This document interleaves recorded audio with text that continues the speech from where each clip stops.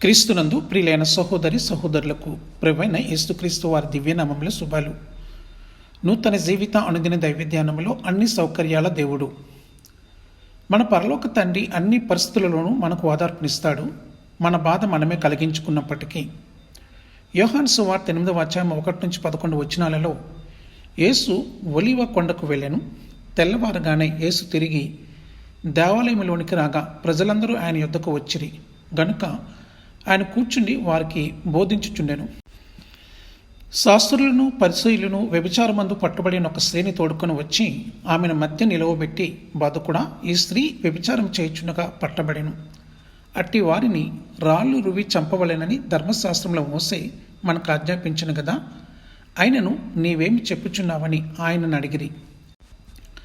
ఆయన మీద నేరము మోపవలెనని ఆయనను శోధించుచు ఇలాగున అడిగిరి.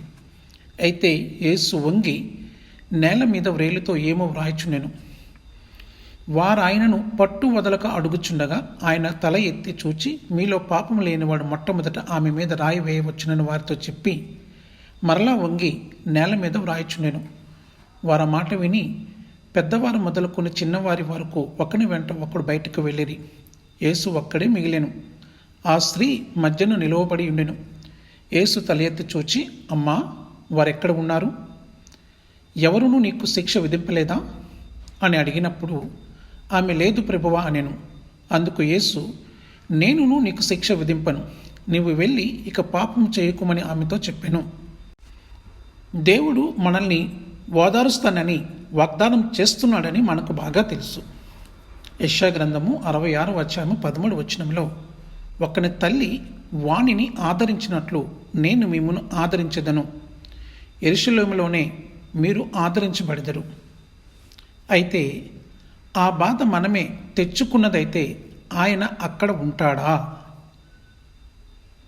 చాలామంది విశ్వాసులు ఈ ప్రశ్న అడుగుతారు. అయితే వారు తరచుగా ఈ ప్రశ్నకు సమాధానం లేదు అని అనుకుంటూ ఉంటారు. నిజమేమిటంటే, ప్రభువు మన పాపానికి శిక్ష విధించడు. వాస్తవానికి హెబ్రీయులకు రాసిన పత్రిక 8వ అధ్యాయము 12వ వచనం మనకి ఈ విధంగా సెలవిస్తుంది. నేను వారి దోషముల విషయమే దయ కలిగి వారి పాపములను ఇక ఎన్నడూను జ్ఞాపకము చేసుకొననని. మన తప్పుడు చర్యల పరిణామాలు మిగిలి ఉన్నాయి.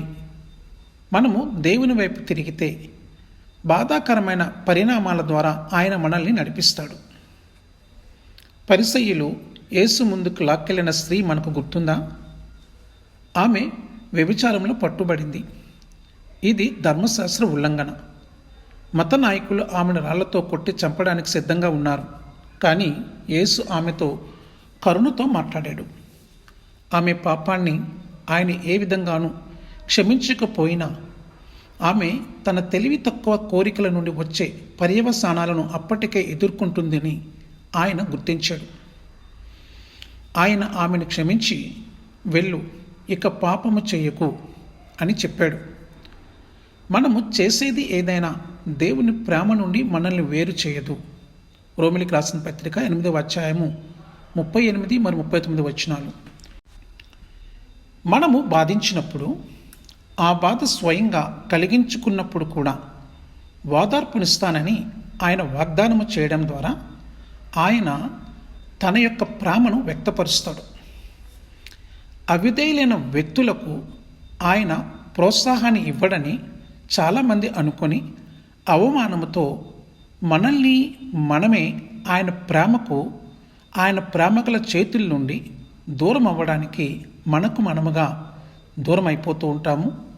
ఆ విధంగా ఆయన ప్రేమకు దూరం అవుతూ ఉంటాము.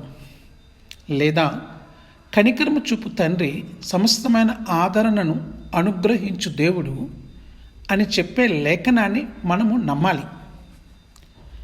ఆయన కనికరము గల తండ్రి మరియు సమస్తమైన ఆదరణకు దేవుడు అని చెప్పే లేఖనాన్ని మనము నమ్మవచ్చు. కాబట్టి ప్రియ దేవుని బిడ్డ, మన పరలోక తండ్రి అన్ని పరిస్థితుల్లోనూ మనకు ఓదార్పునిస్తాడు. మన బాధ మనమే కలిగించుకున్నప్పటికీ ఆయన గొప్ప ఆదరణ ఇస్తాడు. అందుకే మన దేవుడు అన్ని సౌకర్యాల దేవుడు. Amen. God bless you all.